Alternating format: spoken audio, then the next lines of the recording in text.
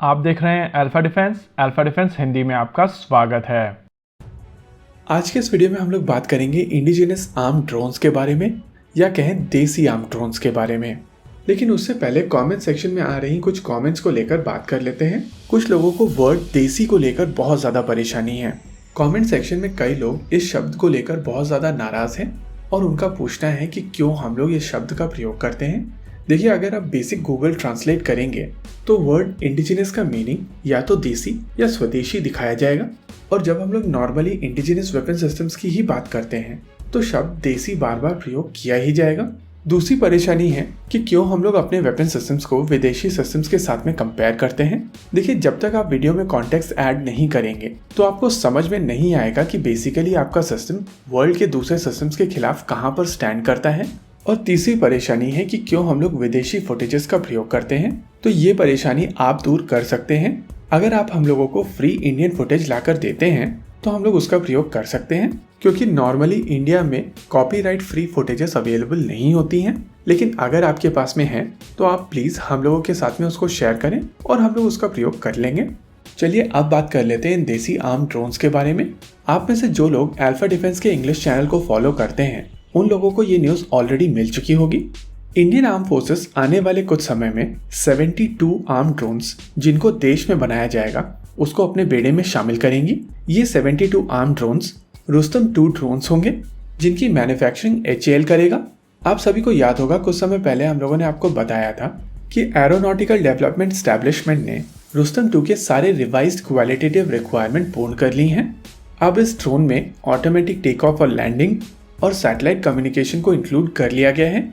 ये medium altitude long endurance drone 28,000 feet तक की ऊंचाई पर जाने में सक्षम होगा और ये 18 आवर्स की एंड्योरेंस देगा। बेसिकली ADE की तरफ से इस ड्रोन का डेवलपमेंट कंप्लीट कर लिया गया है और अब इसकी लिमिटेड सीरीज प्रोडक्शन शुरू की जाएगी। लिमिटेड सीरीज प्रोडक्शन के हिसाब से 5 यूनिट्स आने वाले कुछ समय में बनाई जाएंगी, जिनको लेकर ड्रॉइंग्स ADE की तरफ से HAL को ट्रांसफर कर दी जाएंगी। ADE की तरफ से कहा गया है कि ये ड्राइंग्स HAL को इस साल मई तक ट्रांसफर कर दी जाएंगी, जिसके बाद इसी साल सितंबर तक HAL भारतीय सेनाओं को इन ड्रोन्स की डिलीवरी शुरू कर देगा। पहले 2 ड्रोन्स की असेंबली के लिए HAL के साथ साथ ADE के साइंटिस्ट भी इस मैन्युफैक्चरिंग प्रोसेस में इन्वॉल्व होंगे और वो HAL को सुपरवाइज करेंगे। लेकिन तीसरी, चौथी और 5वीं यूनिट HAL खुद बनाएगा। इन UAVs को लेकर फ्लाइट कंट्रोल सिस्टम, एवियोनिक्स और डेटा लिंक ऑलरेडी मौजूद हैं और जैसे ही HAL इन एयरफ्रेम्स की डिलीवरी शुरू कर देगा इनको इंटीग्रेट कर दिया जाएगा। लेकिन यहाँ पर जो सबसे ज़्यादा इंटरेस्टिंग चीज़ है वो है कि ये ड्रोन्स आर्म ड्रोन्स होंगे। प्रोजेक्ट डायरेक्टर वाई दिलीप जब द वीक मैगजीन से बात कर रहे थे तो उन्होंने ये चीज़ कंफर्म की थी कि रुस्तम 2 वेपन सिस्टम्स को कैरी करने के लिए प्री डिजाइंड है, यानी कि ये UAV वेपन सिस्टम्स कैरी करने में सक्षम होगा। वहीं पर अगर स्प्लिट की बात की जाए तो इंडियन आर्म फोर्सेस इस ड्रोन की 76 यूनिट्स अपने बेड़े में शामिल करेंगी। अगर स्प्लिट देखा जाए, इंडियन आर्मी 60 यूनिट्स को अपने बेड़े में शामिल करेगी, एयरफोर्स 12 यूनिट्स को और नेवी 4 यूनिट्स को।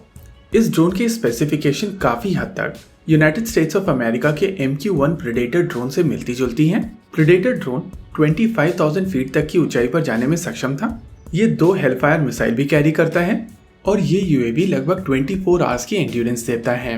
इन शॉर्ट, यहाँ पर ये कहा जा सकता है कि आने वाले 2 सालों के अंदर भारतीय सेनाओं को स्वदेशी आर्म ड्रोन्स मिलने शुरू हो जाएंगे, जिससे सेनाओं की क्षमता तो बहुत ज़्यादा बढ़ेगी ही, लेकिन आत्मनिर्भर भारत कैंपेन को भी काफ़ी बड़ा पुश मिलेगा, जो कि इंडियन एविएशन इकोसिस्टम के लिए बहुत ज़रूरी है। इसी के साथ आज के इस वीडियो में रखते हैं केवल इतना ही।